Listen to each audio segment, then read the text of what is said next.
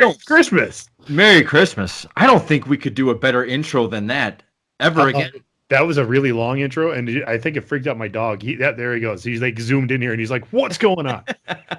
I need to re-angle, or else you're gonna be re-angle, sir. Re-angle, sir. The whole time. So yeah, how's it going? Good, man. How about you? Good. So if you guys haven't figured this out yet, this is the Christmas special of Johnny and the Greg. Yeah, I didn't just randomly put this on. I might sometime. I don't know. It's my dad's. He lets me borrow it. I like it. Are you do you bring Christmas? Well, I guess we can go into our traditions, but do you hand out the Christmas presents if you guys get together? Yeah, you mean like a Santa's here? No. Or you just dress up like that, just hand out gifts? No, my dad did. My dad worked at a middle school for 20 years, and his friend Kathy made him this, and he used to dress up and do it. And of course, they're middle school kids, so they all know that Big Jim is Santa. But it was fun. And then when my nieces and nephews were little, he would dress up and go over, and they were all in wonder. One year where they figured out, well, they're like, well, we know it's Grandpa now. And so then he put me in this thing, and then he walked in with me, and they're like, oh, who is that? And I was actually a lot larger, so I filled it out a lot more. But yeah. So it's a very warm kind of thing. I actually, because C2E2, the comic convention down in Chicago that we go to, is at the end of February this year, and that's cold. That is cold. It is cold. Chicago, and I'm like, I might be able to pull this off. Like either just wearing this at the con, like cosplaying as Santa, or can't you be Kris Kringle? Isn't there some sort of movie where Kris Kringle's like this? There's a lot of vampire killer or something.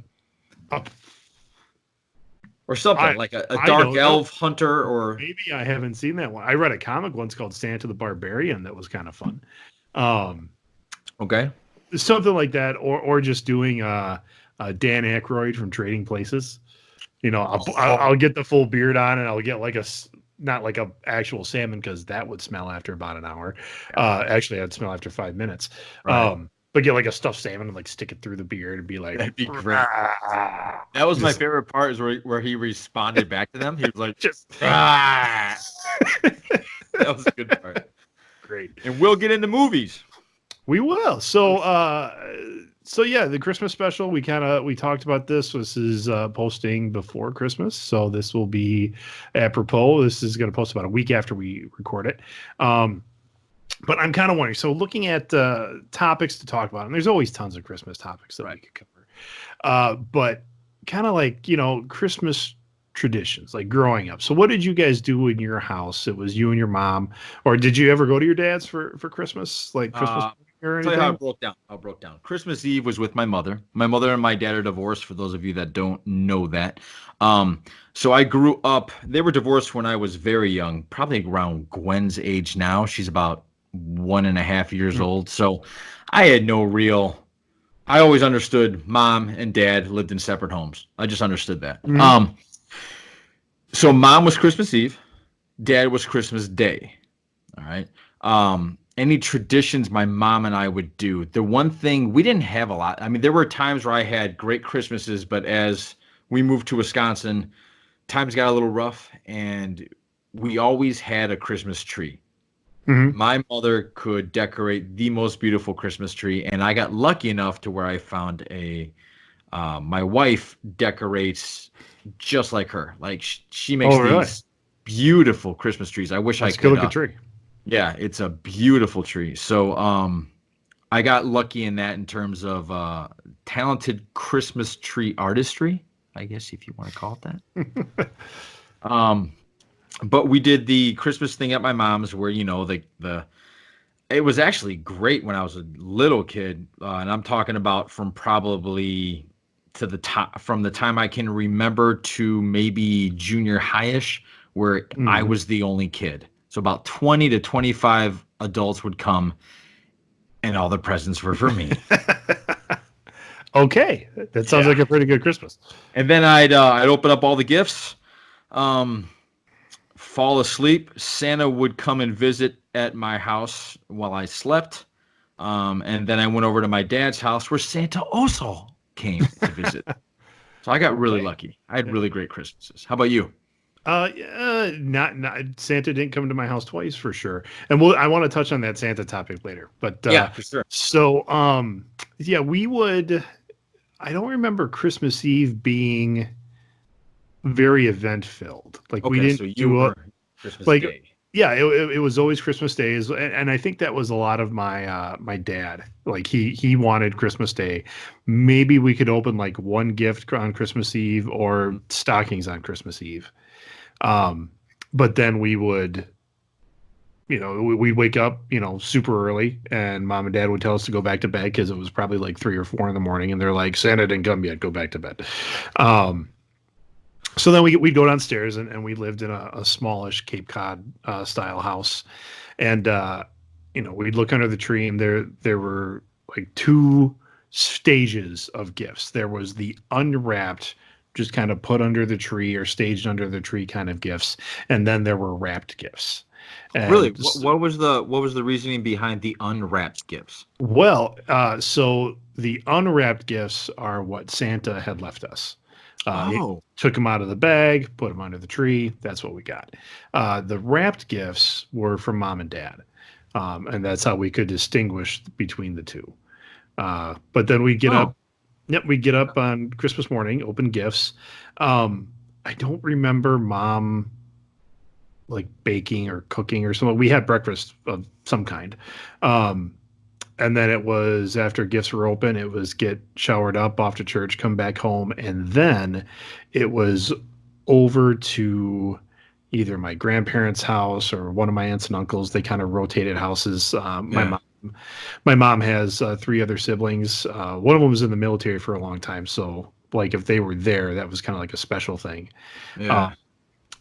and I've got a lot of cousins on that side. I've got a lot of cousins on both sides, but these are the ones that we visited on Christmas Day. Um, and I remember us like putting on skits. I've got one cousin who was significantly older than well, not significantly older, but I guess older than me. Yeah. But she graduated high school, I believe, when I was in middle school.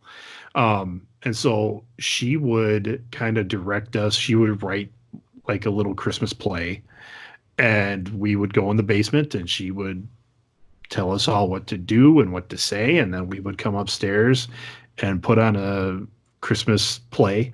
That's cool. Yeah, and then we'd open gifts, and then we eat and we go home. Yeah. Did you go through the stage? Now, this was your Christmas Day. My Christmas Eve were the folks as they're eating their Christmas dinner. You're just sitting there chomping at the bit because right after dinner it's time for to open up presents. And my mother would always then break out the dessert, and then she'd offer coffee, and then she'd do this. And parents, adults, I should say, have the best patience Yeah. when it comes to opening gifts, and kids have no patience. I'm just sitting there like shaking stuff. I'm like, "Are you guys Uh-huh. done yet? Are you done?" And they're like, It's "Almost." the fun of it is just watching your kids implode and just We're be gonna like, get to that. "Oh, we gotta do this or not." I mean, that's Gonna just get kind to of that. how they're like, yeah. So, Um, hey, I have a question for you. Are there any traditions that you have that it makes it Christmas? Like these things have to happen for it to be you Christmas. know, I have some it's weird ones. this is kind of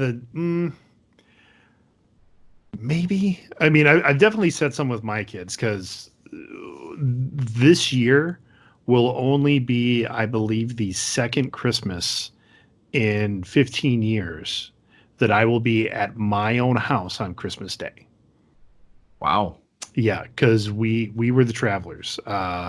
My wife's family lived about 2 hours up north, and there was a time when all of her siblings, or most of her siblings, were up there too. Yeah. So we had to travel up there.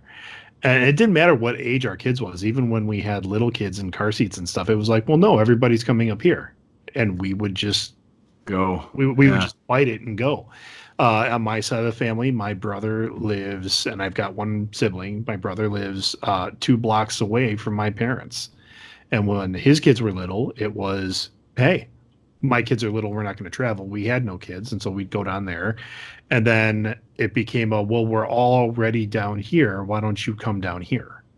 Ah, Because we can stay at my parents' place, and my parents had enough room. And yeah. so, I mean, it was this time last year that my kids looked at the calendar and said, "Dad, can we have Christmas at our own house?" Oh, wow. Yeah, they called it, and I was like, Hmm. "Yep." And I kind of feel weird now because kind of along those lines, like my uncle has started hosting like a Christmas Eve dinner, and he's Yeah. a hell of a chef. So, Oh, I uh, don't know if you got to pass up on that, man. yeah, Hell of a chef. we are this year. I mean, Okay. because the kids have kind of they're like, can we have a year? I mean, and maybe this will turn into a tradition. I don't know. So that's one. And because we traveled so much, and I don't know if you guys do this or not, but do you know of the Christmas pickle? I do. The way Yeah, you hide in the tree, right? you hide a pickle in the tree, and that We got we a actually. different view thing of that, but I'll go into that. But yeah, go ahead. So we it's an ornament. It's not a real pickle, but we hide the Christmas pickle, and we take the pickle wherever we traveled. Hang on, I So just got to say this real quick. I'm sorry. Pickle Rick. Go ahead. maybe I should do that. Maybe I'll get a pickle Rick ornament and do that to him. Actually, you know what? They have something at Target right now where it's a pickle stuck in like a little flower pot, and Yeah. it's Pickle Rick, and you hit the button and it goes like this, and it doesn't look appropriate. Yeah, I'm No. not going to do that. Yeah. But go ahead. Sorry. So anyway, Pickle. we do a Christmas pickle no matter where we are, and even when they're decorating the tree behind me, the kids are like, "Are we putting the pickle up?" I'm like, "Yeah, put it up, but it's going to move on Christmas, like Christmas Right. morning," and we make all the kids sit in the front room or in a different room, and I go hide the pickle, and whoever finds the pickle gets to open up their gifts first. So Yeah. Yeah, we have I bought a Batman ornament. Black and gray suit, just like you oh, like. okay, yeah, very And good. Ursula hides it in the tree every year. Now, Ursula decorates a tree, like I said, very, what's the word I'm looking for? I wouldn't say it's Christmassy. That's not true. It's I would almost Christmassy. call it's like a designer tree. It is very Yes. Christmassy and it's beautiful. Thank you. But the theme of it is like, She said she wanted to go for a New Orleans theme this year. I didn't see the gold the Mari the not what's it called in February Mardi Gras. I didn't see the Mardi Gras stuff there. I just saw what very is it? gold and black and Is it French? There's a lot of French stuff, like a fleur de lis. yeah Yeah. I think so. I got to study it actually. But go Good. ahead. Well, my tree's all Star Wars, Star Trek, Looney Tunes, Yeah. and then some other family stuff. So I think as we get older, what I mean by older is as Gwen gets older, we're going to have a tree that she can decorate and I can decorate for like, like put our ornaments on it. we're kind of getting there. The kids want another tree. First off, they think that is a sign of you've made it in this world if you have two Christmas trees. That's an interesting topic in itself. That is. Yeah. But they want to have like kind of that designer, elegant. You see it. I don't know where, like in a fancy restaurant or something, Christmas tree. Yeah. Yeah. And then they want Wow. the tree too. Yeah. Speaking of fancy Christmas trees, my aunt has started up a small little business actually, called Ornate Trees. So if anybody out there, I'll take a picture of my tree. My aunt kind of helped with that. Ursula and my aunt kind of the minds melded and they made their tree there. If you guys are interested in having her come out next year, not you, Greg, specifically, but just anybody listening, let me know. Hit me in the comments below, and I will send you her information. Go ahead, sir. Well, it sounds like Auntie Carol needs a website of some kind or something. Yeah, yeah. I think she's We'll work working on on it. it. Yeah, We'll she's work working on it. Um, Wait. well- I forgot how this started. Sorry, I forgot how this started.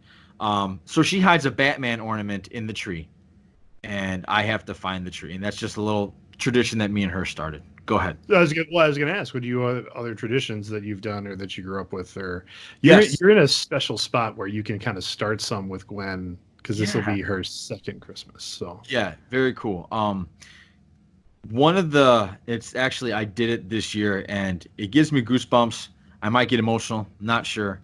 Um, But did you ever see the Christmas Carol Disney special where Mickey Mouse and Pluto go out to find a tree, they chop one down, they bring it in, and they didn't know, they decorate it and they get it ready for Christmas, and they didn't know that it was home to Chip and Dale. And Yes. so Chip and Dale wake up and they walk out of their house, and it's just like this wonderland of lights and ornaments, and they're walking through it thinking, holy cow, what happened here? And so I always, as a kid, I remember that. And my mom made this 10-foot, she didn't make it, sorry. We had this 10-foot Christmas tree that she would spend hours on. And it was back in the day where it wasn't pre-lit. So it was stranding each branch. Okay, God bless her. Anyway, I remember as a little kid going underneath the tree and looking straight up into it. Oh, yeah. And it's just this magical world if you want to just get away for a second. So this year I finally got Gwen and me to go underneath. I got a picture of it where we go underneath the tree and we look up into it. And to me, it's not Christmas unless I do that. Okay. So it's kind of my one weird thing. And I guess I do have another one in that when we're wrapping the kids' Christmas gifts. Okay. We watch Die Hard. We watch Lethal Weapon. Oh, yeah. Okay. And like those action-y kind of Christmas movies. That Good you don't. God, how long does it take you to wrap the gifts? Well, usually we wait until the last minute, so it takes us a little bit. But yeah, even if we're done wrapping, I'm still watching them. So, you an eggnog guy? No. Well, and I'm not against it. I've only had it once, and it was in an eggnog chugging contest. Oh God! Okay. At a school I was at, so it was non-alcoholic. It was in a carton. I'm guessing that's probably not how you're supposed to experience eggnog. All right. One day you and I have to sit down during the Christmas season and break out some eggnog with some brandy. Oh, yeah. Yeah, and just chill. So from Wisconsin, I like brandy. Yeah. So all right, so moving on. Yeah. So we've covered kind of the Christmas traditions. Were there any like particular presents that you got either as a kid or as an adult that just like blew your mind that just stick out in your memory? The one thing that sticks out in my memory for sure was, I call it my G.I. Joe Christmas. My Gosh, what did you get that year? Yeah. My mom asked me what I want. I said, Mom, can I not have any clothes at all? Because there's nothing worse than when you're a kid opening up and you get like shirts. And you're like, great. And you're supposed to act excited. Not. Thank you. Yeah. Anyway, I said, Mom, this year, can I not have any like pants or shirts or anything like that? I want G.I. Joes. And so what my mom did, and this is before internet, email, she compiled a list so that everybody could get me a G.I. Joe figure and not duplicate it. Ooh, nice. Yeah, she went all out. Not only did she go all out, but my aunt, God bless you, Auntie Carol, this still made my Christmas. Auntie Carol. She got the G.I. Joe aircraft carrier. Yes. You had the flag? I had the flag. Yeah. How have we never talked about this? You know what? I don't know, but I remember several months of sleeping on the damn aircraft carrier when I was a kid. It could hold that is like toy collector mecca. If you had the USS flag. Yeah. I have no idea where it went though, to be honest. Well, and that's 80s toys for a lot of us. We don't, all of our original Star Wars toys, we don't know. Actually, I do remember all of my G.I. Joes. When we moved to Wisconsin, we didn't have the boxes for it, so we had to put it down into my uncle's basement. My uncle's basement flooded. Obviously, when you're an adult and your basement's flooded, you're not looking at anything like in terms of sentimental value. You're just clean it up. He threw out all my G.I. Joes. I know. Actually, a small little resentful streak in me to Uncle Bob. Yeah, I have a cousin who through various circumstances he had the flag.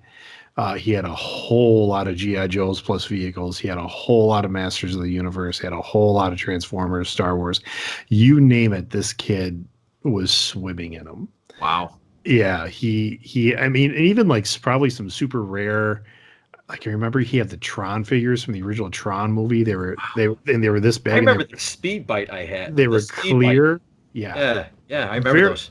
very rare, very cool stuff. Along with those, kind of the major things. Right. And I was in college, and I remember my brother calling me. He's like, "Well, yeah, Robbie threw away a bunch of his toys," and I went, "So where did they go?" He's like, "Well, we just carried it all out to the trash, and they took it." And I'm like, "Is the trash gone? Because I will Yeah. get guys with pickup trucks to come get it right now."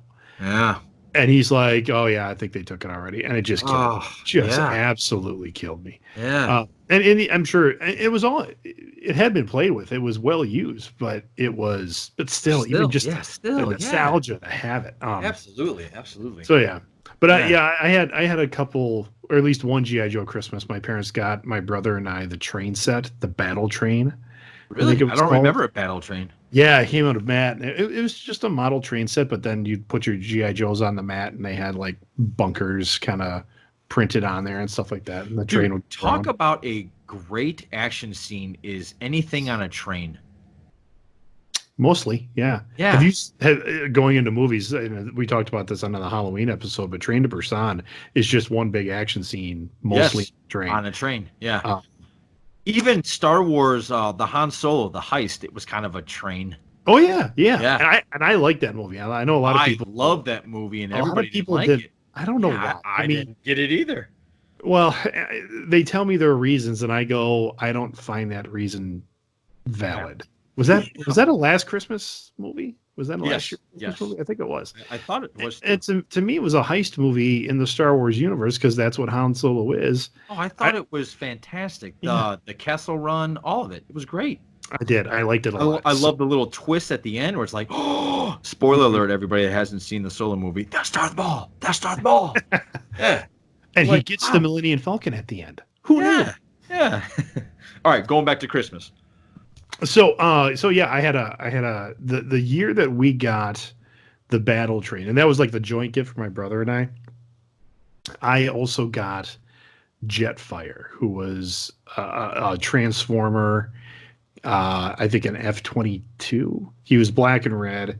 Yeah, and, like for some reason, I found him to be like a rare Transformer. I have no Okay. idea if he actually was, but I got it. I played with him for a while, and after like a couple hours, his arm fell off, and I was like, Uh, oh, and for no reason, like I didn't force the transformation. His arm just fell off.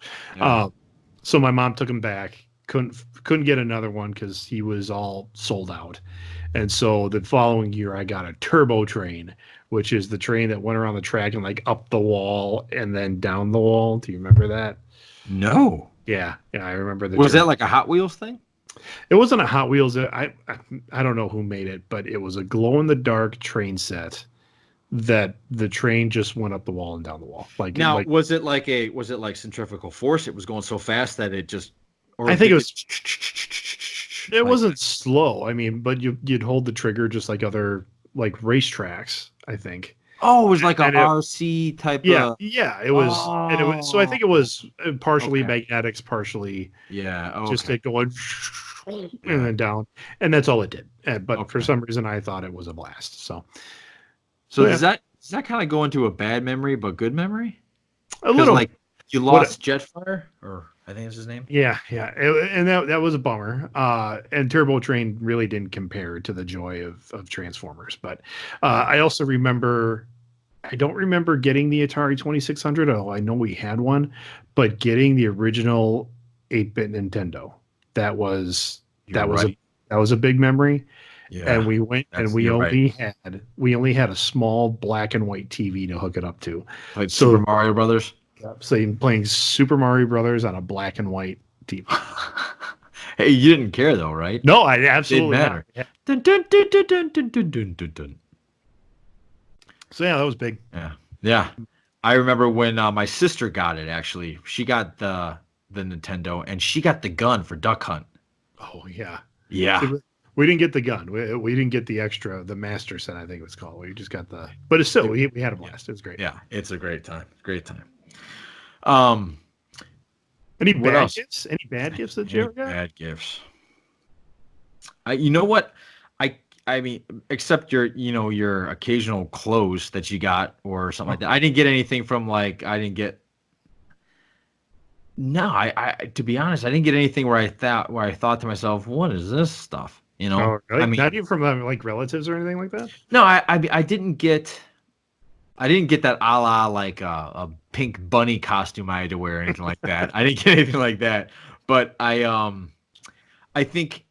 guess if I were to have a Christmas memory that would be almost negative, um it was probably more or less when the magic started dimming at Christmas, if you know what I mean by that. Okay, yeah.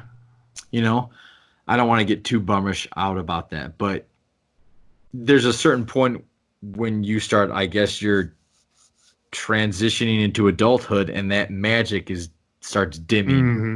and now it becomes this you start noticing the family politics, and you start noticing that, hey, this I don't remember this being this not that fun, you know. So I guess those are my only bad memories. Yeah. Yeah. I do remember one year. I was in late middle school, so like seventh or eighth grade, I think. Yeah. And which would have put my brother in high school. Okay. And we always exchanged gifts, like all the cousins. We would pick names out of a hat at Thanksgiving, and that's who you had to buy a gift for. And my brother, he got a camera, like what I thought was a nice like SLR. Like it wasn't just like a point and click kind of camera, as like it Yeah. had settings and you could change the lenses out and stuff like that. Um, and I was like, wow, that's a heck of a gift. And so it was from the same family of cousins. Um, and I got, again, I'm transitioning from, I've made kind of that boyhood to manhood or young manhood kind of piece. I Yeah. got a bright blue, uh, like sweatshirt, like not like a hoodie, but like a sweatshirt, and it had like a monster truck on it. It was a toy monster truck called the Claw. Do you remember the I Claw? do remember the call. Where like it would hit like a bump in the road and these claws would come out of the tires so it could climb over the rough Yes. terrain. I got a sweatshirt with the Claw on it that was about two or three sizes too small. Good God. And, I think I have to find this right now. I literally I opened it and I was like, thank you. And I'm sure my face betrayed everything I was feeling at that point. And I remember hearing my aunt talk to my mom and say, "Well, I wasn't sure on his size, but it looks like it could maybe fit." And I'm looking at my mom. I'm like, "This thing is gonna make me look like a sausage. There's no way." Because I was like a fat kid too, so I'm like, "There's no way I'm wearing this. This is stupid." And my mom's doing the you go give her a hug right now and you tell her how much you love her. That is a gift and you would appreciate it. And I was like, no, I I bet. I bet. don't I got a camera and I got a stupid sweatshirt. I'm trying And to look for this right now and I can't oh, find it. I was so angry. And as a parent now, yeah, I would have followed the exact same line my Yep. mother did. Yep. I would have told my son, you get over there right now and you say how much you appreciate the gift because it's the spirit in which all that stuff. But All at that, yeah. that point in my life, I didn't get it. And so I remember being really upset by that. And now I just find it absolutely comedic. All right. I found the actual toy. It's actually $23. Okay. Yeah, you want it? No, I'm good. I'm Was good. this the one where the tires would Okay, hang on. I'm gonna share a screen here. See if you can see this. All right. It had like And tiger claws in the is wheels. it right here? Yeah, that's the one. That's the one with the little Yep. like claws. So The, not this one where the tires expanded. I believe that was a later model, something newer, something better. Ah. Design. Have you? Oh, I'm sorry. It's not even the claw. It's the animal. Oh, you're right. The animal. You're right. I see that now. Yep. Ah. It's the animal, and I can't see the maker. It looks like the claw was by Kenner. Here we go. Oh, on Pinterest. Galoob. Where do you see Hey, Galoob? it's right under Discovery Toys. Discovery ideas about 1980s toys. Oh, okay. Go I see it. Galoob right here. Power Galoob Machines. Power Machines. Sweet, sweet. All right. Really cool series to watch on Netflix is The Toys That Made Us. Oh, you've 'Cause- talked about that. Oh, it's fun. I mean, it is a total folding laundry kind of show. Yeah. And what I mean by that is that you can just turn it on, fold your laundry, and just kind of have it on, and in the background, you're kind of watching it. But they talk You about, see me, right? yeah, I see you. Okay. Good. It goes through both kind of the craze of all of the toys in particular, but then like the business decisions behind them. And as an adult, you just find those fascinating because that's really what toy making is about, is business. They want to Yes. make millions off of parents. Yes, I was actually shocked when there's I don't know what channel it is on YouTube. I'll figure it out and we'll put it in the comments below. Or we'll put it in the description below. Yeah. It's on the same realm as that, but I didn't know how many of them. The reason why we got cartoons was to sell toys. Oh I yeah, never knew that. absolutely. I never knew that. Yep, these animation houses. I mean, I always thought the cartoon would come first, or like the concept would come Right. first, Yeah. and then the toys. But it's not. It's so like Transformers. You know, the story behind those is that they were a Japanese toy that was brought over to America, Mhm. and so when they were brought over, like the names and the kind of the story didn't really hit with American audiences, or they didn't even try to make it hit with American audiences. They're like, Right. this isn't going to work. So they went to Marvel Comics, Yep. and Jim Shooter, who's a legendary Marvel editor, was literally going door to door to these guys, these writers, and they're like, no, I'm not doing it. I'm not taking it. They just pass on the project, pass on the project. Uh, and then when it came to one guy, he's like, yeah, I'll do it. And he like bangs out the entire, like the Cybertronian War, the Decepticons, the Autobots, all the names for the original, I think it was 16 Transformers in like 2 days. Wow. What's this called again? This. The toys that made us. Okay. Sounds awesome. And there is a second series now called The Movies That Made Us, which I have not watched yet, but I plan on doing laundry soon, so I probably will We'll see it watch then. that. All right. Sounds good. All right, so any on the topic of bad presents, and here we are in 2019 Christmas Mhm. season, and all the commercials that come out for the various Christmas presents, like the car commercials with a ribbon on top. And I don't know anybody that can That just is, go yeah. out and secretly purchase a vehicle for their spouse. If you are that person, please contact me because I want to know what job you have, so that maybe I can aspire to do that. Yeah, just buy your wife a Lexus and have her not know about it. Yeah. I can't buy a Chevette and have my wife not kill me. Um, so anyway, but there's a commercial out there now. It's getting some heat from Peloton, the exercise Oh company. yeah. They sell rounding up $2,500 exercise bikes. Should And we then watch this commercial? we certainly can if you want All to right. throw that up on the I'm gonna screen. try and throw that up on the screen because I don't know how you feel about this, but I don't know. Can we watch this? I don't know. Oh, you don't know?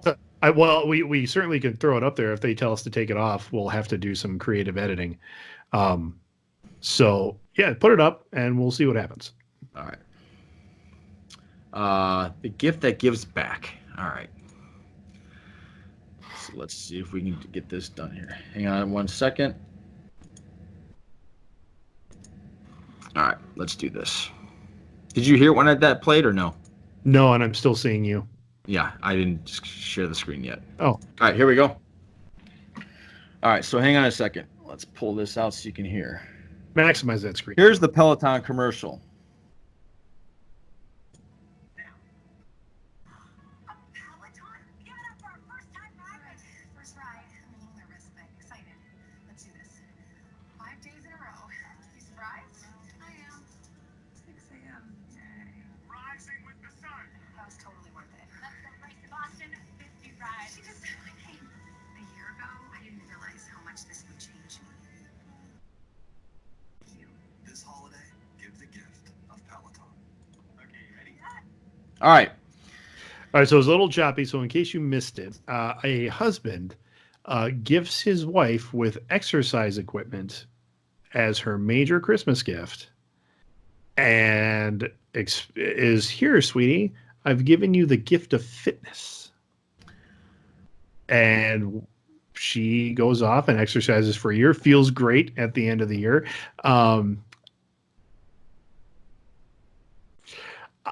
I equate it to if most men buy their wife exercise equipment for Christmas, they're sleeping on the couch for the next year. So your take is, I guess your take is kind of what the uproar is about. A little bit. Now, it wasn't my initial, so I Okay. will say that. And yeah, that's the thing right now is that the internet has spoken. They think this guy, this husband, is a complete asshole for giving his wife fitness equipment, and almost like, here, sweetie, you need to look good for me. And she doesn't look bad in the beginning of the commercial. We don't really see a physical change in her throughout the year. Okay. But Now, I have a completely different take on this. yes, you do. I Go do. I think I didn't get that. Now, a little bit of background on me. I don't tend to look too deep into things. I don't tend to look at hidden meanings. Mhm. I think this is much to do about nothing. I think it started because you have your social justice warriors that are out there that are looking to plant their flag into something, and they found it with this commercial. After it was explained to me that the situation that you laid out, Mhm. I go, okay, I can see how you could pull that if you were looking for it. But the thing is, we don't know if that's what she's always wanted. We don't know if she's a avid biker that wants to, I don't know, do that in the comfort of her home. I didn't get it as, how dare the husband give her an exercise Right. equipment to get in shape. The video at the end, where it seems like she makes this collage throughout the year, this Mhm. video diary, and then she plays it back. And the way I took the playback was she was doing that to herself so she could review it at the end of the year and go, wow, look how much I've improved. Her husband was just being there for support. That's how Mhm. I interpreted this. Now, again, I can see where if you want to plant your flag at, how dare this husband do this and all this stuff, okay. I just think you're wasting time and you should find something cheerful. That's how I look at it, to be honest. So I think part of your perspective on that is that you and also your wife are very fit people. Like you guys are you're fit, you're in shape, you guys work out on a regular So you think basis. I have a skewed view? I don't know if it's skewed, but I think it's definitely you're coming at it from a different angle than people of my side of the chubby scale. So, and it's again, I think it's just the angle it comes at from a marketing standpoint. I think it's a marketer's dream of an advertiser. Because they're talking about it. Well, yeah, because everybody's talking about it now. Here we are talking about it, and the ad initially premiered like early November. Right. And I remember seeing it and going, okay, so this guy got his wife exercise equipment. And I initially kind of did I really hope she wanted that for Christmas. Like that was what she asked for. Because I also equated it to like if I bought my wife a vacuum for Christmas, be like, hey, sweetie, here's the Right, new but Dyson. here's the clue. Here's how I did some Batman checking in on this. She walked up and she was shocked in her face and she goes, "A Peloton." Right? So Yeah. she knew what it was. Right. Now, if she didn't know, she would have walked there and goes, "What is this?" And he would have Right. been explaining, "Hey, it's a Peloton. It's going to change your life. I need you on this bike."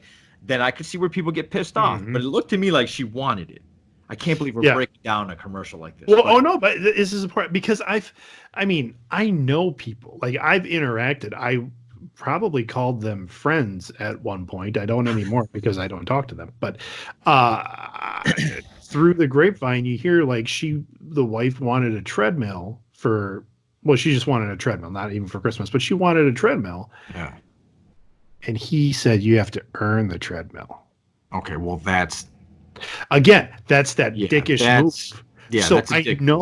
I know that there are people out there that exist in this world that are buying their wives, exercise equipment with the idea of like, hey, you better get on the bike a little bit. You start and vice versa. I mean, there Yeah. are women out there that are buying, treadmills or bikes or weight sets for their husband. Going, you're getting on in years. You might want to, get a little tighten it back up again, kind of thing. And I don't no. I don't think there are people like that out there for sure. certainly, I cannot believe when I actually hear it.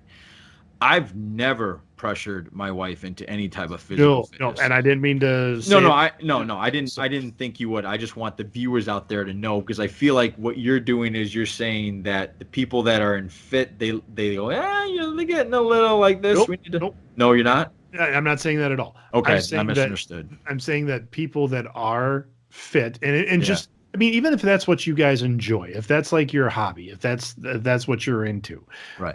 they look at that commercial differently than someone who doesn't get to the gym that often, if at all. Okay. Yeah, you're right. It's just a different. They're in a different right. mindset when they see it. Well, to me, it's the same. Okay, the people that got upset at this, Mhm. I'm expecting the Black Widow trailer came out. Yes. Okay.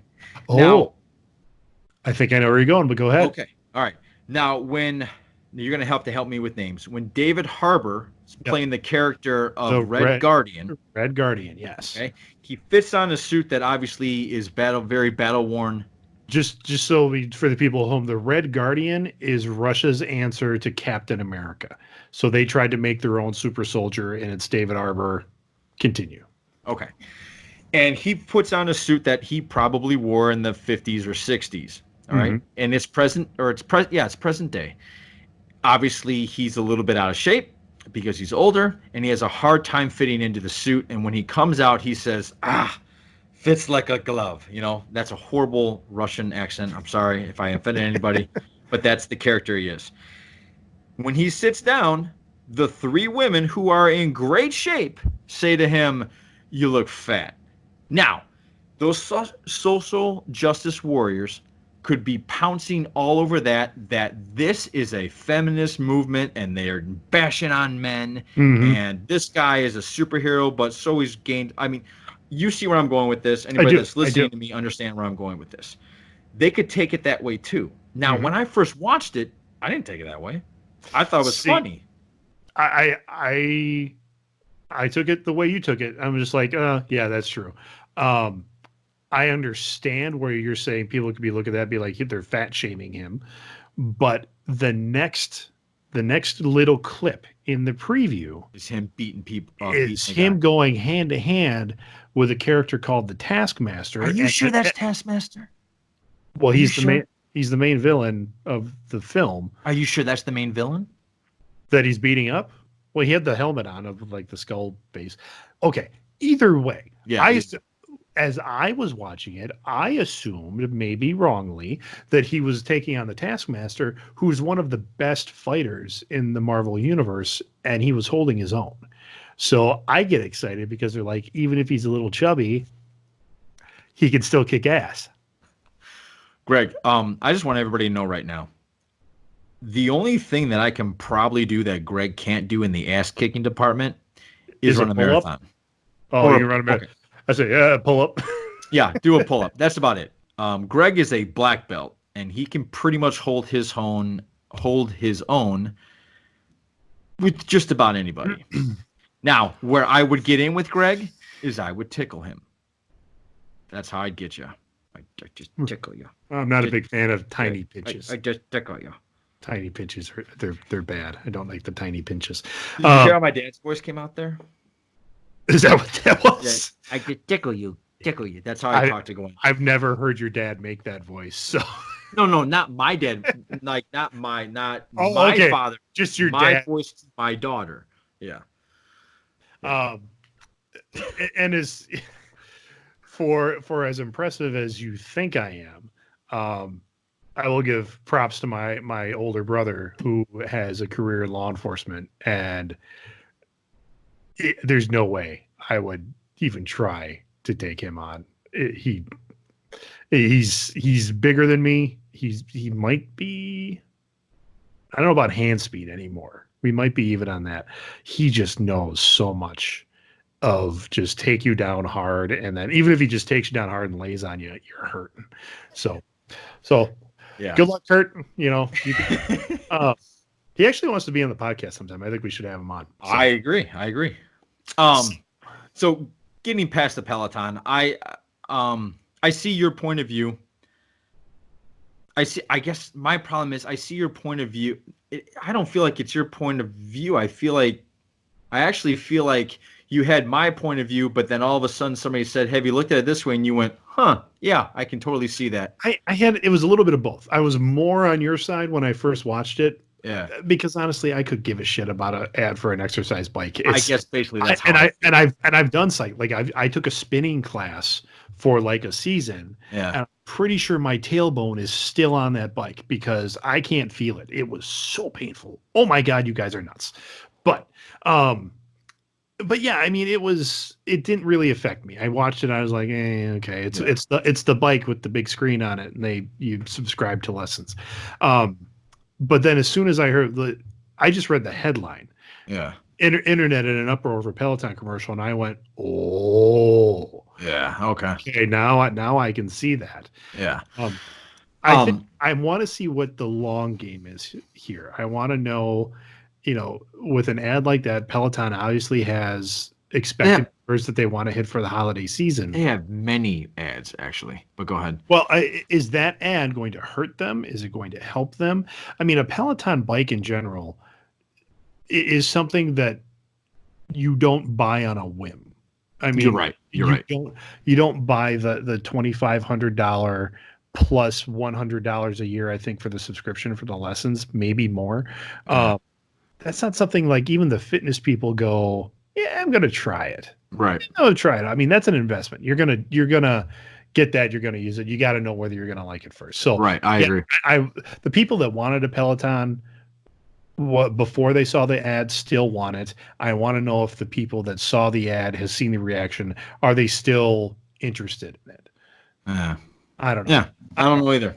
But I still think it's a marketer's dream. We're talking about it. We've been talking about it now for 15 or 20 minutes. Yeah. If any of our listeners out there want to add their 2 cents, how they feel about it, how it affects them, or if it doesn't affect them, let us know in the comments below. Absolutely. Yeah. So now that we've covered that topic, let's go into something a little bit cheerier. Oh, wait. What? I do think that what Ryan Reynolds did in response to that was hilarious. Should have talked about that. That was great.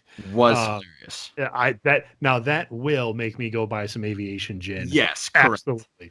Based on that ad alone, I will go buy some. Thank you, Ryan Reynolds. You know what? I really strongly believe Ryan Reynolds is Deadpool. He is. Only Deadpool would have done this. The other person that probably might have done this in the Marvel Universe is Spider-Man, but he's the older version of Spider-Man. And a little bit dirtier version of Spider-Man. Yes, yeah. Okay, moving on.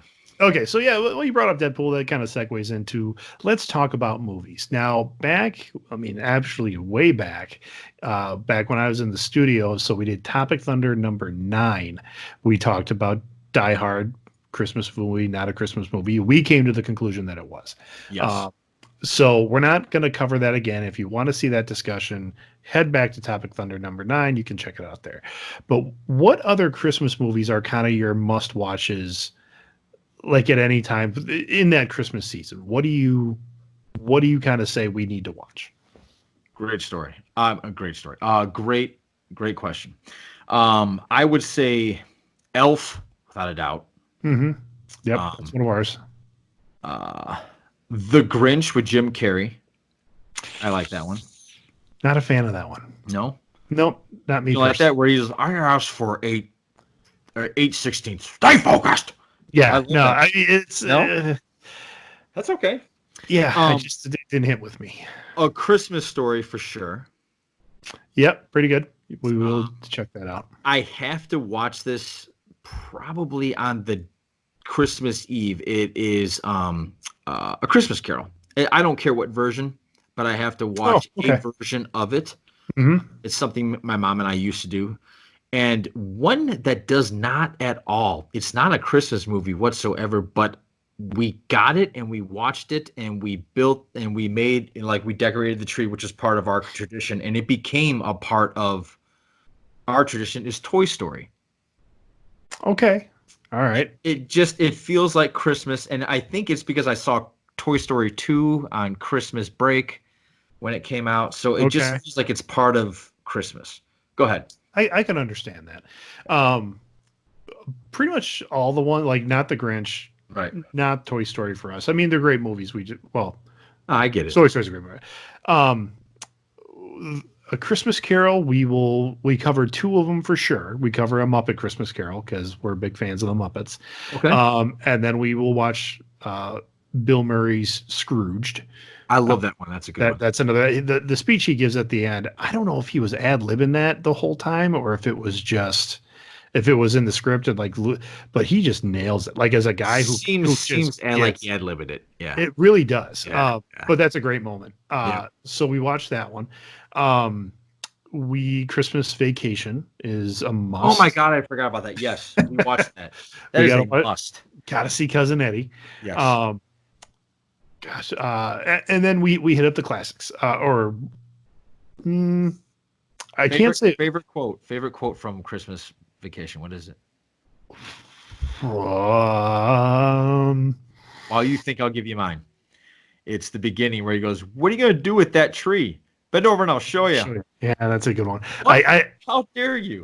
I wasn't talking to you.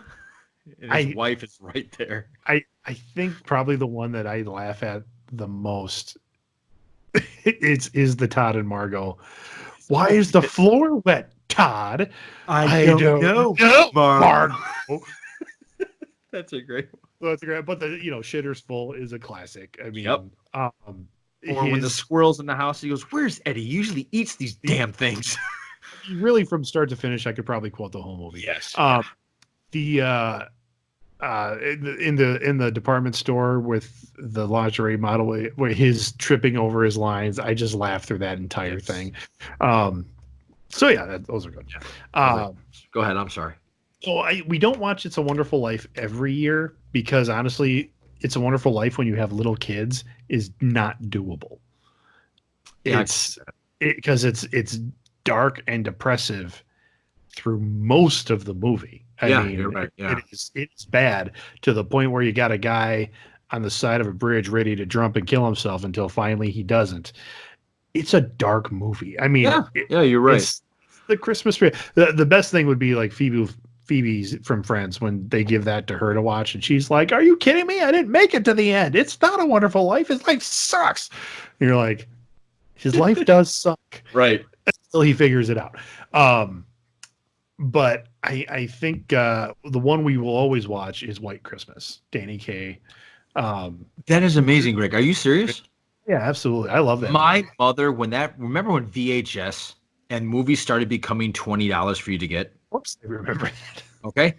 But all right, let me take you back. But my point is, my mother made such a big deal out of this coming out on VHS. Oh, really? That she got it. And I remember going, what the, like, who cares? And then all of a sudden she turned it on and I thought, this is dumb. Like they were going, bluebirds. They were just doing the whole thing. And I thought, this is so stupid. The minute she passed away, the next Christmas, I had to pop that in. Oh, absolutely. Yeah, it's a great movie. It's a great movie. I discovered Danny Kaye when I worked at a video store in late high school, early college, and the owner was like, "Do you know who Danny Kaye is?" I'm like, "Is that the White Christmas guy?" And he's like, the kind of the song and dance, kind of guy. And they're like, he's like, "Yeah, his movies are great." I'm like, "What?" And that's when I watched The Court Jester, which is a fun movie. I haven't watched that. Oh, it's great, and it's Yeah? super smoking hot Angela Lansbury, Okay. which that's not a sentence you hear too often. No, you don't. But in her youth, it's like Really? Lucille Ball in her youth. You're like, oh my gosh, absolutely. Yeah, that's kind of a weird where you go into that realm and you're like, oh, she was hot. You're I like, never noticed that the before. murder she wrote. Yeah, the murder she wrote. Yeah, she was Yeah. hot. But yeah, go look at those classic starlight. Like even Betty White back in her day was a looker. Absolutely. Really? Huh? Yep. I haven't seen it. But I'll have to anyway, check that out. back to Danny Kaye. I mean, watching him do his song and dance stuff, and he had alliteration, and the way he could string words together in songs, it was a lot of fun. Yeah. And then watching him in White Christmas, and I remember my mom wanting to watch it, and I'm like, I don't want to watch White Christmas. But then Right. when I actually watched it, and you see the story of these group of guys that were in World War II, Mhm. and then they become a song and dance team, and then they kind of pull it all together to honor their general. Yep. Wow. Yeah. It's one of those things I'm like, I'm surprised no one has done a remake of it, but I don't really want them to. No, do I a agree. remake. Do not do that. But given, I mean, we've been in a war now for what, 20 years or whatever it is. I mean, they could very easily do a remake of right. White Christmas and You're right. and have it work. But Hollywood, please don't. Yeah, I heard somebody had the rights to it. That's why it took so long for it to get out on VHS. Like they were very, very protective of it. Mm-hmm. It was somebody's daughter, one of those, either Bing Crosby or Danny Kaye's daughter that was like, no, we're not releasing it. And then finally she released it. Yeah. So maybe they still have control of it in that family and they can kibosh a remake. I don't know. I mean, it does have a little bit of that 2 generations ago sexism pieces in there that, oh, for sure. As we're watching it, I'm looking at my daughter and she's like, what? I'm like, it was a different time. Just listen to the music. You'll be okay. Yeah, that's one that we. It's my favorite part.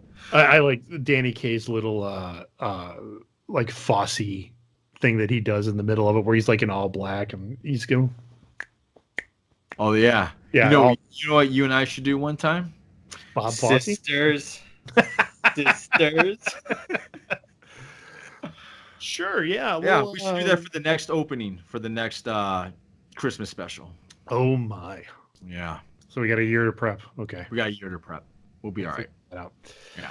So any other now we all have like the actual Christmas movies. Are there any like unlikely Christmas? Well, you kind of mentioned one like Toy Story. I mean, but I could see where that fits in.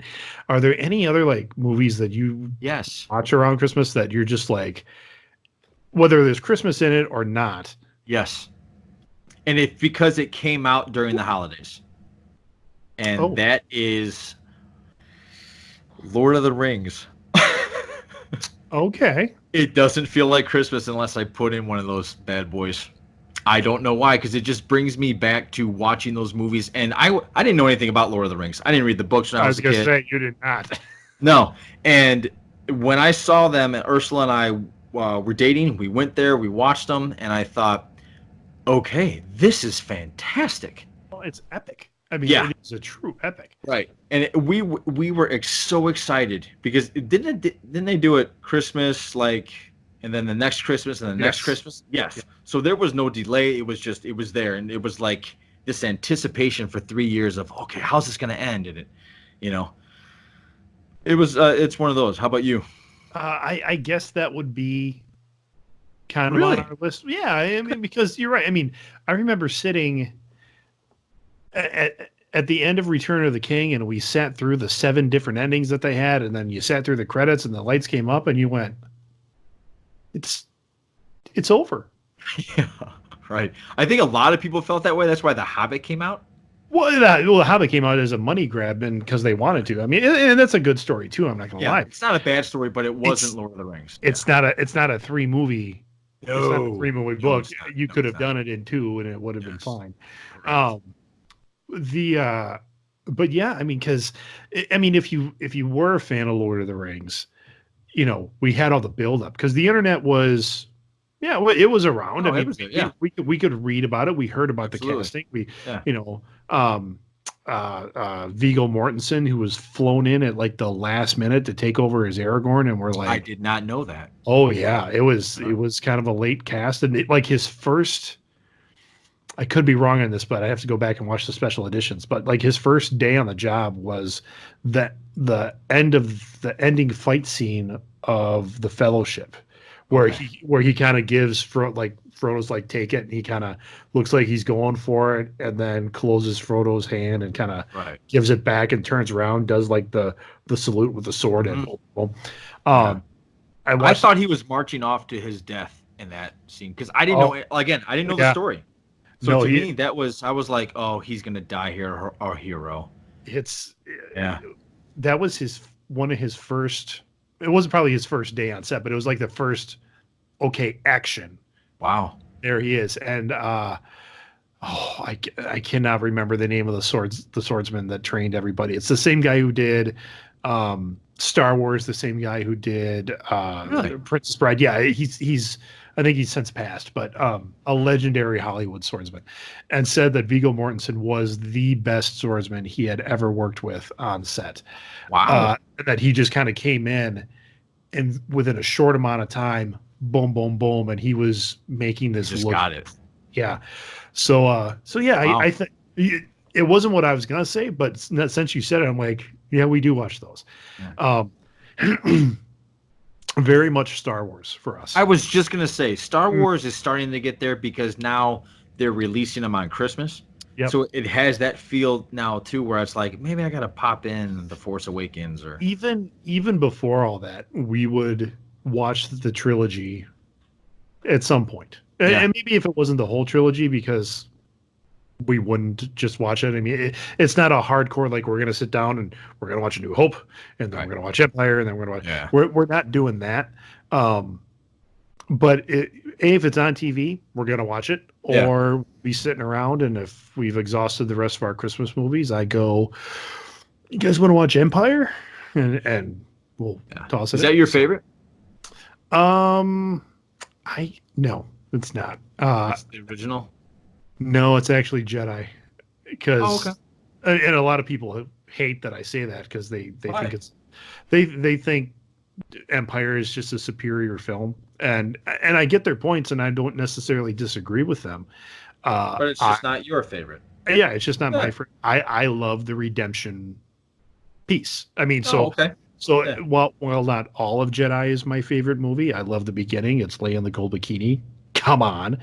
And at the end, where you have a father sacrificing himself for his son, and then you have the son, like that moment at the end where, and this is something I remember as a kid.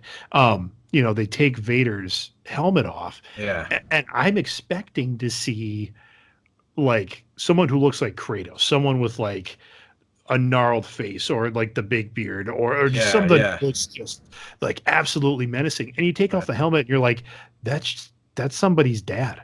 Yeah. Yeah, you're right. And again, forgive me, I don't remember I remember David Prowse was in the suit most of the time, but the actor they had, I believe it's something Shaw.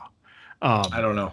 Who- That's your expertise, not mine. Yeah, and you turn the camera on record, and all those names just fly out of my head. But I just remember looking at him like that's somebody's dad. And the Force Ghost at the end, where it was the actor and not Hayden Christensen, I wasn't excited about that change in the special edition. You're like, that's a dad. Yeah. That's his dad. Yeah. So I just like that. I was connected with that. Ah, that's So, cool. Yeah. Yeah. Yeah. Cool.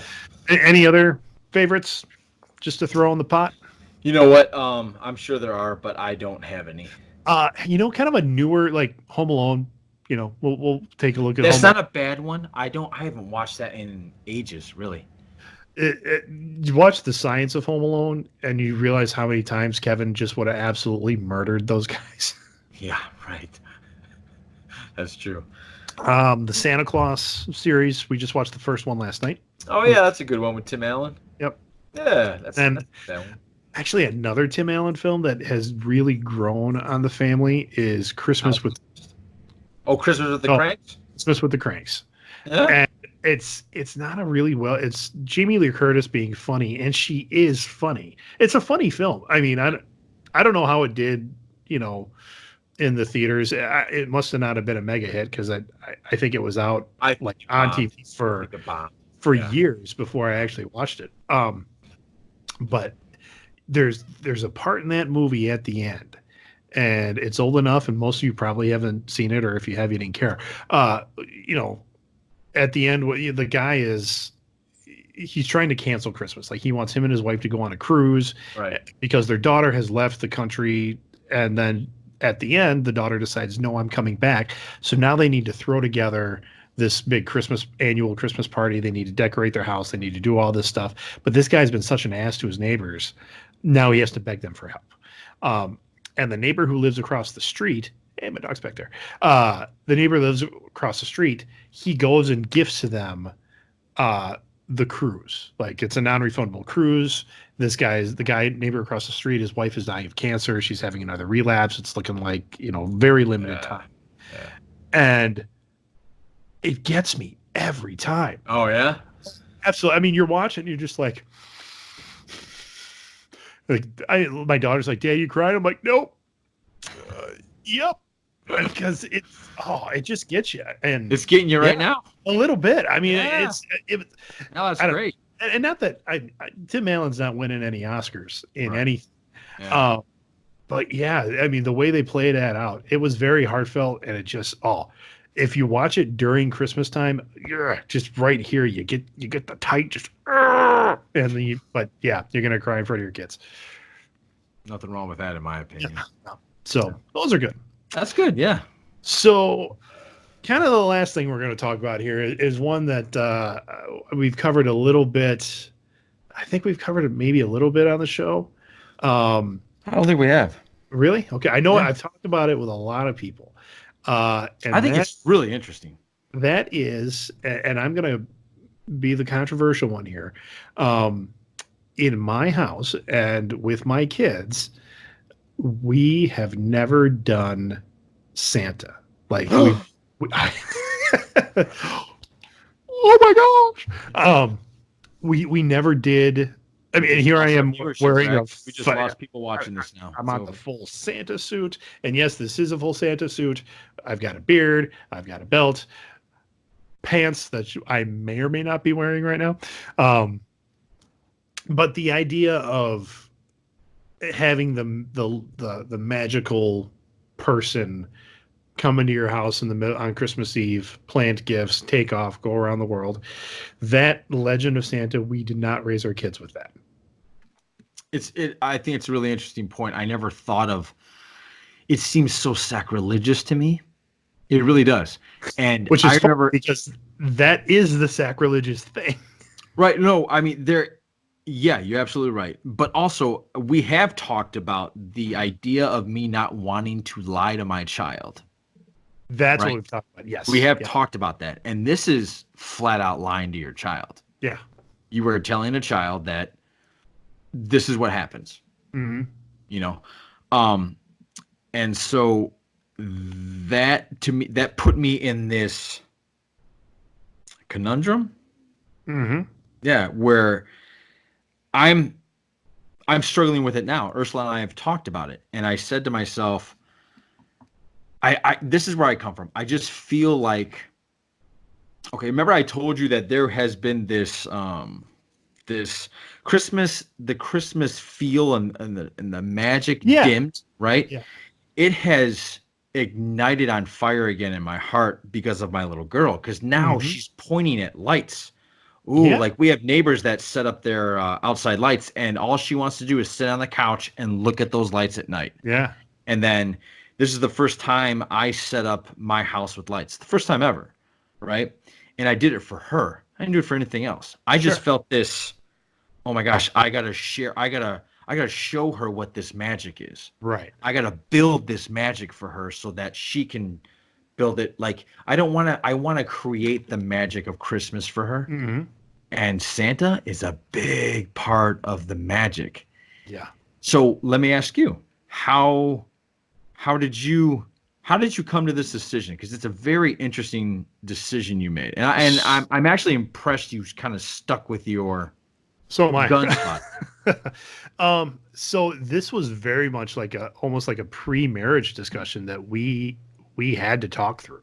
Yeah. Because like I said, I grew up with Santa, but Santa didn't bring the best gifts. He brought like the dollar store, like I don't want to say cheap gifts because I don't want to kind of cheapen my parents, but he brought the little things. Like he'd bring like the silly putty or the little like ping pong ball game or something. He wasn't bringing the Transformers, the Turbo Train, the GI Joes, the Nintendo. That was all mom and dad. And later on in life, well, we wouldn't believe in Santa at that point anyway, but mom and dad were getting like Badger tickets and stuff like that. Huge things that Yeah. were real gifts, Yeah. like experiences.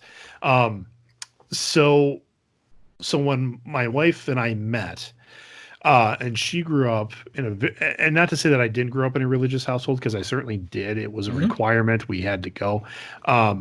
But she grew up in a more religious environment. Both of her parents are church workers. She went to parochial school, kindergarten through senior year of high school. Yeah. And it was just Santa was sacrilegious. It took away the focus from Christ, which is, and whether you say Happy Holidays or Merry Christmas or whatever you want to think it, Christmas is a thing because of the birth of Jesus. I mean, that's just how it is structured. And even modern research says we're celebrating the birth of Jesus at this time of year. We're not saying he's born this time of year. We're just celebrating it now. Right. So it seemed like you're right, the whimsy in me, the magic, the wanted to keep Santa, but also wanting to raise my kids in a Christian household made me go, you know what? I kind of get it. I get it, but it's really hard to do. Because when all of their friends believe in Santa and your kid doesn't, you have to really drill into your kid. It is not your job to tell the other kids that Santa doesn't exist. And of course. And if you do, the wrath of God will come upon thee. I mean, it was just kind of like, how do you stop your kid from doing that? And I think we did it. I don't think any of our kids. There is always that one kid in the group that says, Santa isn't real, Yep. And lucky for me, that wasn't my kids. I've received no phone calls from any angry parents. I've got one left that's kind of in that age, but most of her friends, I think, are out of it. So that was the major kind of push behind it. But at the same time, you can't get away from Santa. Like he is everywhere. Like even just buying Christmas decorations, you might think something's really, really cool. And then you're looking at it and they're like, even the Christmas village, like I got a Christmas village behind me. You might find a decoration that you want to add and on there is a Santa Claus. Now my in-laws would never buy that thing. And I go, nope, I have no problem doing that, because here's what I've done. And this is where I think it's a little bit different from the parents that completely push Santa out of the house. He's not coming in here. He will have no existence here. I live in the world. I realize that, I mean, you can't turn on a Christmas movie and have kids not see Santa. In fact, going back to the not unlikely Christmas movie, I love the movie Rise of the Guardians. Me too. It's more of like a spring movie. That's a great kids action film. I love it. I agree. I agree. That version of Santa with like the big forearm tattoos and stuff like that. Yeah. I thought it was great. Yeah. So what I did is maybe that's what I was thinking about when I was talking about that Santa like hunting down dark elves. Maybe that's who I was remembering. That could be. Because he kind of is a dark elf. So what I did is that I started researching Santa as a character. So we know that who actually exists is, Saint Nicholas. He was a very real person, and you can go and research the life of Saint Nicholas. And he was kind of a badass in himself. He's a lot of fun to do some research on. Kris Kringle is kind of more of like a folktale, but the story itself is more about a local business owner who became really interested in philanthropy and helping out the orphan children of a town. and would make them gifts. That's a great lesson to teach your kids, about just kind of like you said, the spirit of Christmas.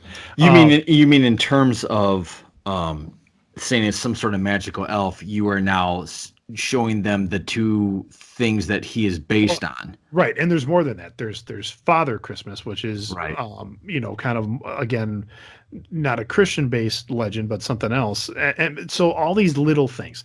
And then you teach them about Norman Rockwell. And Norman Rockwell was an artist who worked for various publications around the turn of the century. And he took all these different things, spun them together for, I believe, Macy's. It may not have been Macy's. And if I'm wrong, I can tell my wife's cringing in the living room behind me, and probably going to correct me when I'm done. But we'll put that together and put it in the description down below. Right. But he spun all these different legends together, added in a bunch of his own stuff, and that's the Santa that we have today. The jolly old elf with a sleigh full of reindeer. He's a big fat guy, the big white beard. He comes down the chimney, got a big sack, and he's giving presents to all the kids. So hang on a second. When did Norman Rockwell do that? When was that? Early 1900s. Probably 1910, 1920. So he's not that old. Not really. Now, I didn't know that. I thought that he was back 1800s, like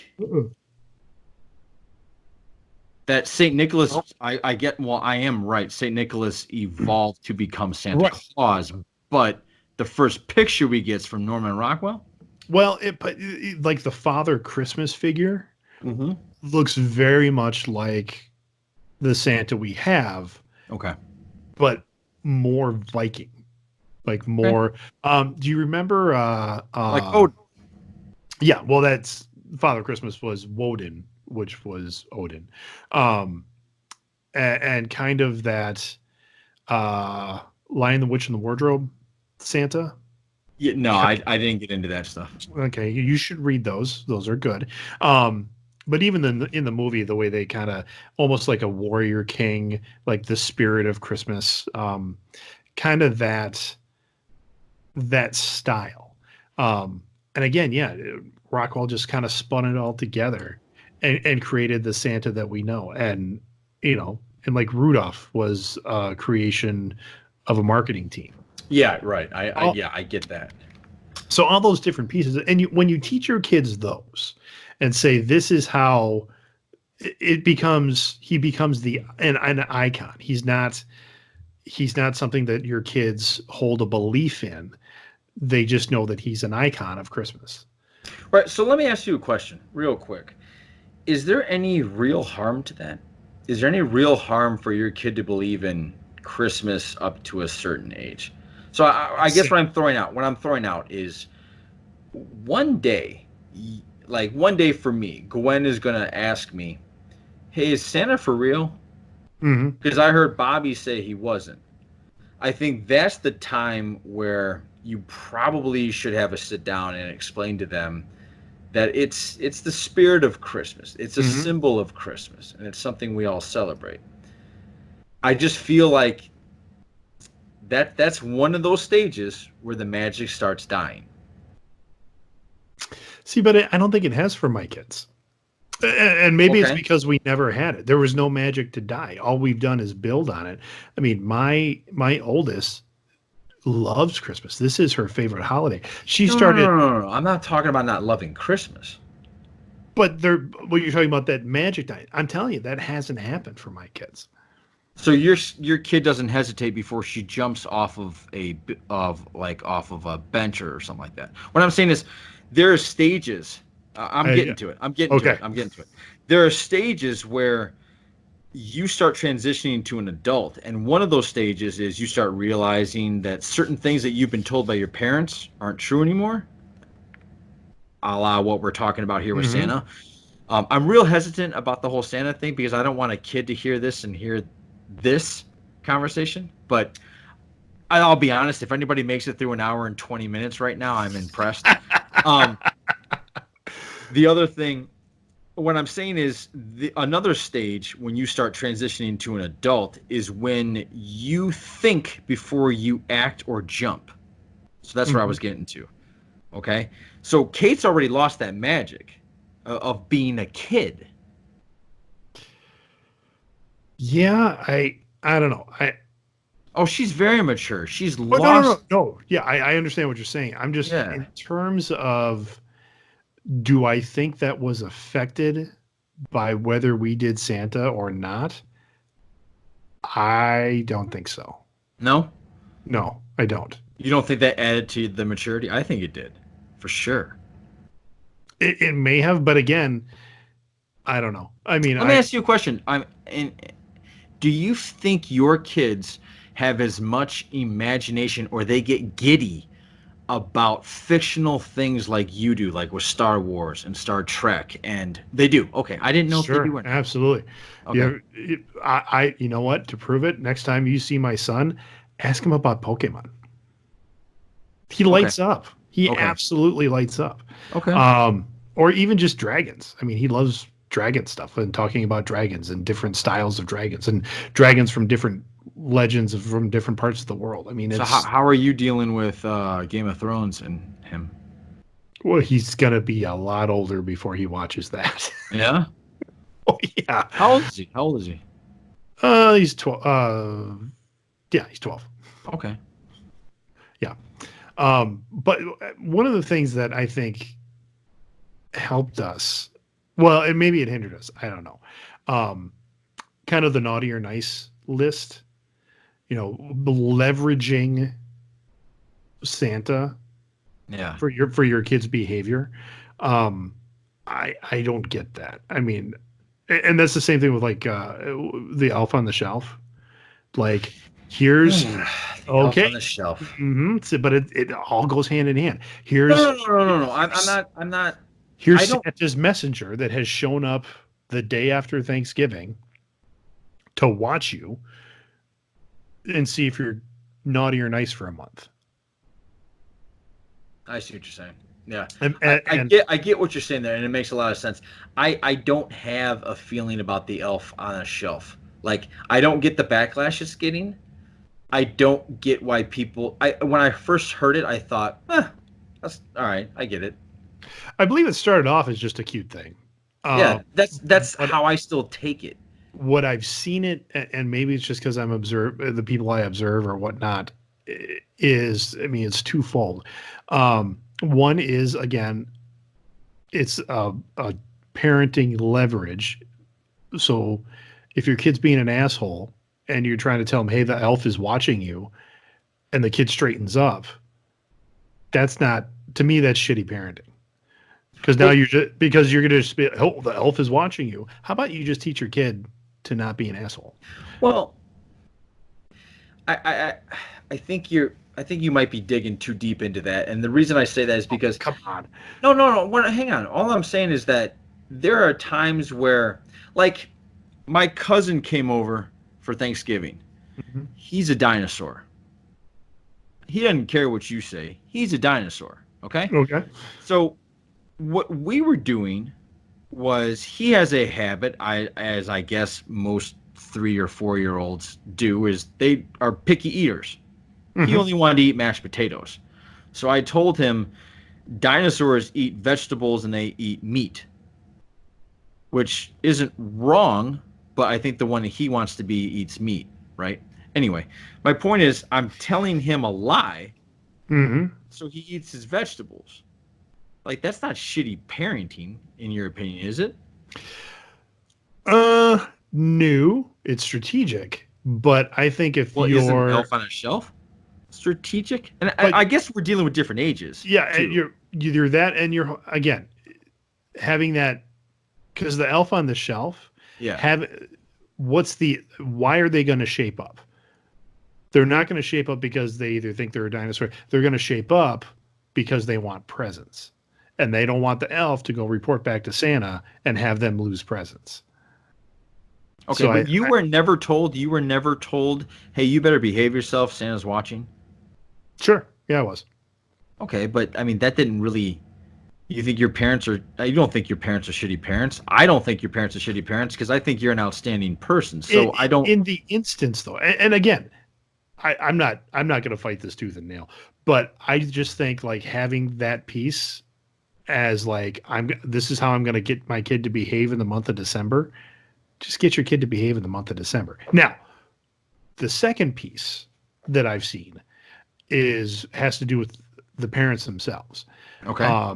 The stress that I've seen parents put on themselves for posing the elf in different things every night is ridiculous. What are you talking about? Oh, No, you I don't know. You No, don't know. no, I don't. So every night you're supposed to put the elf in a different spot, make him do a different thing, so that when the kids get up in the morning, they see the elf has moved. And it very quickly escalated into just putting him into a different part of your house to here he is, and they've made little cups of cocoa or something, and he's lounging on a beach or whatever. It's a full on, like, how creative can I get to up, they go to school and they hear that Johnny's elf did something. I don't know. Well, Oh, how so come? you're saying it can catch on like wildfire and go Yeah. So Johnny's elf takes a life of its own. did this. How come our elf just moves from shelf to shelf? What's up with that? And so parents just pressure themselves. I've been out with parents on like a Friday night, and we're drinking, we're having a good time, and they go, "Oh, did you move the elf? I didn't move the elf. Well, what are we gonna do? Well, we'll do it when we get home. Well, you better stop drinking now because we got to do this, this, and this to make it look good." They have this conversation, and I'm like, why are you beating yourself up? Well, if we don't, the kids will be totally upset, and then they'll figure it out. Figure out that the toy elf, based off of a children's book that you read them, isn't magically moving in the middle of the night. Yeah, this might be a very interesting case study at my house Could be. because I think Ursula wants to do it just to do it, but She wants to do it because everybody else is doing it. And I think so. I don't think I'm going to put much stock into the elf. I wouldn't. This is interesting. This is And then- really interesting. Now, this elf thing came, I believe, after either I wasn't paying attention or it came well after my kids. Oh, were it past came that. well. Oh, I'm sorry. It's like new. It's like 2000, right? Maybe, yeah. I didn't have kids until 2005, but Oh, okay. Yeah. I'm not. I just looked at it as a novelty thing. I didn't. again, the pressure I've seen parents put on themselves, I'm like, Christmas is full of pressure already. You Yeah, absolutely. You don't need to add to it. Yeah, I agree with that for sure. For sure. That's really interesting. Yeah. I gotta think about that one for a little bit. Yeah. I wasn't, by the way, arguing with you about one way or another. I just wanted to understand where you were coming from with most of that. Yeah, I mean, it came to, I mean, I don't think my kids have missed out on any of the magic of Christmas.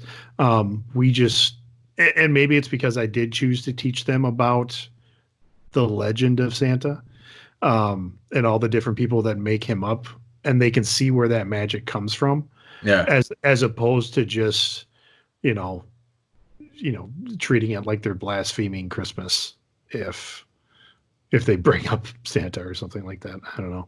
Yeah. So I think it's a really interesting topic. If anybody wants to add to that topic, if you've made it into an hour and 28 minutes, congratulations. Christmas special. Yeah, Christmas special.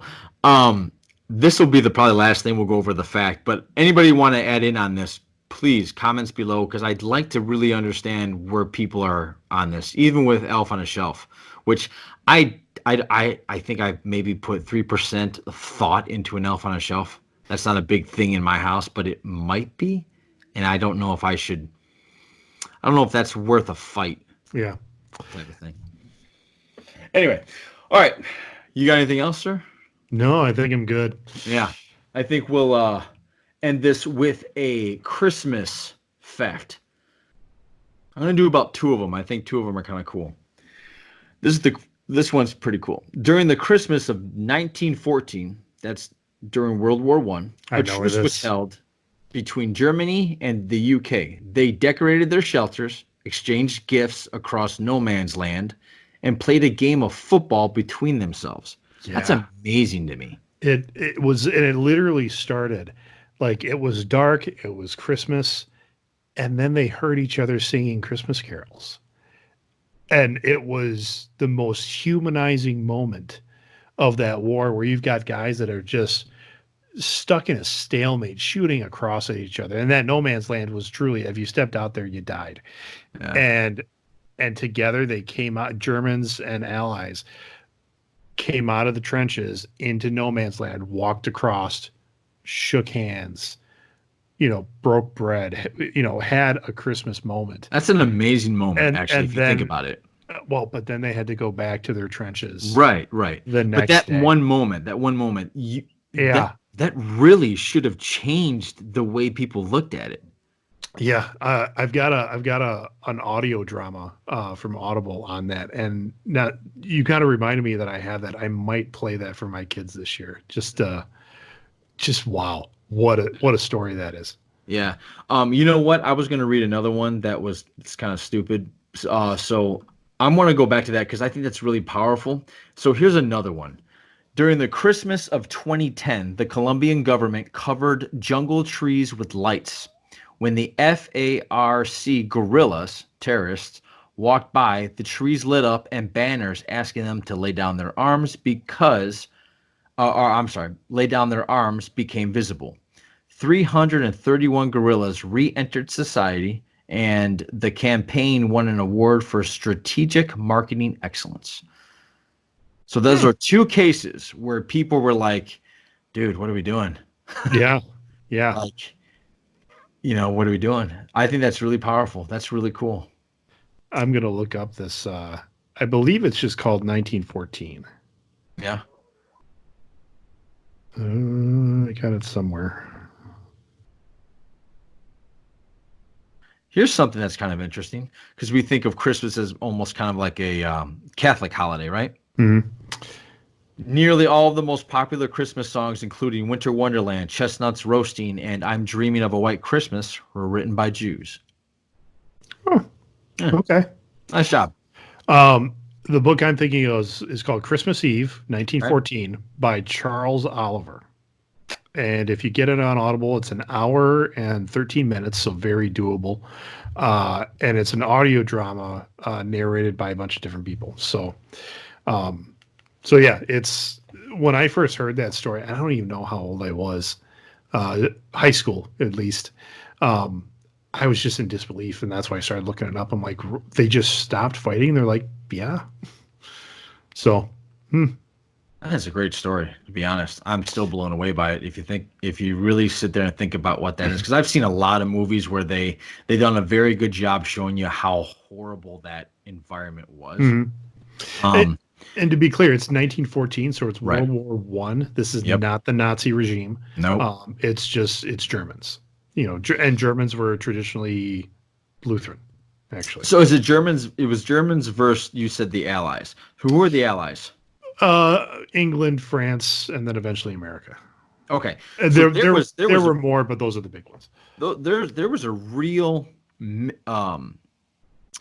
language barrier. Oh yeah. Right. Mm-hmm. And so that to come to that's an incredible thing. Right. Mm-hmm. They came together, probably couldn't speak a word of English with each other. Not English, I shouldn't say, but they couldn't speak. Communication was tough. Yeah. For yeah. Sure. And they exchanged gifts and they played football. Probably not the American football I'm thinking of, but soccer. Bet you that ball was lost in the holes around that area a lot. Yeah, maybe. Yeah. All right. Well, I think that's a great way to end it. Greg, thank you very much. I had a lot of fun going over some memories that I've had, listening to your memories. I can kind of see where you and I, God, man, it's almost a shame that it took that long for us to meet each other, Think of some of the G.I. Joe Transformer wars we could have had. It would have been epic. Yeah, you would have been at my house probably with that giant aircraft carrier for sure. Oh, yeah. Yeah, I told him at your house, he'd be like, do you want to do something else? No, let's just stay in this room. Yeah. All right, buddy. You, sir, if I don't talk to you, which I'm sure that's not going to happen, but if I don't talk to you, tell your family and you to have a very Merry Christmas and a Happy New Year. and I'll see you guys soon. And for all those that hung on this long to listen, thank you again. Have a great Christmas, happy holidays, happy New Year from Johnny and the Greg. Merry Christmas, everybody. Take care.